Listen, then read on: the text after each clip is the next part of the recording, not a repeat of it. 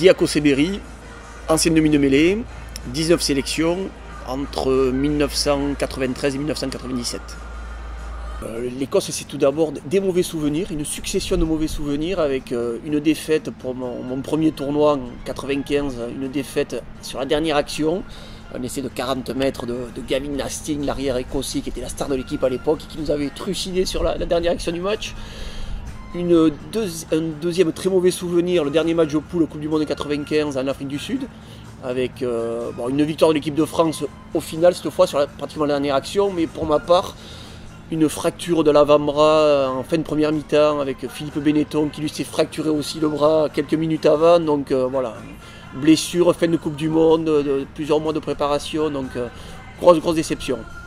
Et puis après, par contre, tout ça s'est achevé par la mauvaise série s'est terminée et en 97, dernier match du tournoi au Parc des Princes.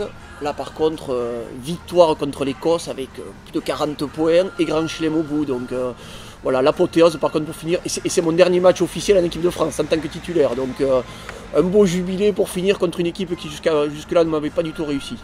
Ce match de 97, c'est le dernier match de la France dans le Parc des Princes, dans son stade.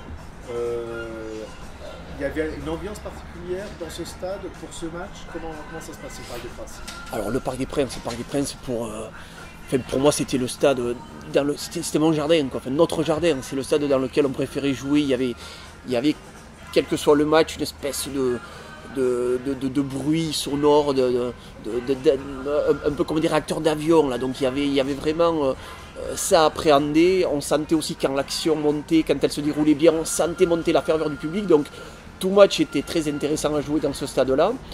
Et ce qui se passe ce jour-là, c'est que c'est annoncé, on sait que c'est le dernier match du tournoi pour l'équipe de France au Parc des Princes, et ce dernier match peut se solder par un grand chelem.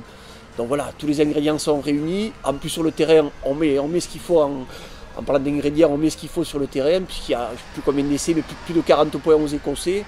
Et donc les 10 dernières minutes, c'est des holas incessantes. À la fin, il y a la remise de la coupe du Grand Chelem, il y a le tour d'honneur. Donc voilà, un moment unique, je dirais. Très bien. Et une réflexion actuellement sur l'équipe de France, donc, qui vit une période un petit peu difficile. Tu as des mots à dire par rapport à ça? Oui, c'est un moment très difficile. Alors c'est vrai qu'on est dans... Moi je le dis depuis plusieurs mois, je crois que il faut préparer cette équipe pour 2023, pour être champion du monde en 2023. La fédération a été très bonne dans la possibilité de récupérer cette Coupe du Monde. Ils ont fait ce qu'il fallait en partant les derniers sur le dossier, mais ils ont récupéré cette Coupe du Monde, donc la moitié du travail est fait. L'autre moitié pour moi maintenant c'est d'être champion du monde en 2023. Et donc pour être champion du monde en 2023, je crois qu'il faut faire confiance. On a une nouvelle génération qui arrive, qui pointe le bout du nez. Sur les 2 premiers matchs du tournoi qui n'ont pas été de bonne facture, les seuls qui ont montré un peu des qualités, ce sont vraiment des jeunes. Donc je crois qu'il faut faire confiance à ces jeunes, il faut les mettre dès maintenant pour espérer aller chercher ce titre en 2023. Donc voilà, il faut peut-être faire l'impasse sur les 2-3 saisons à venir, mais vraiment former cette équipe-là. Parce qu'après, oui, la situation actuelle, alors après, ce n'est pas que la faute des joueurs, je crois qu'on est vraiment dans un système compliqué tant que la fédération, la ligue, les clubs, les présidents ne se mettront pas autour de la table et décideront que l'équipe de France retrouve un très haut niveau, on n'y arrivera pas, quoi.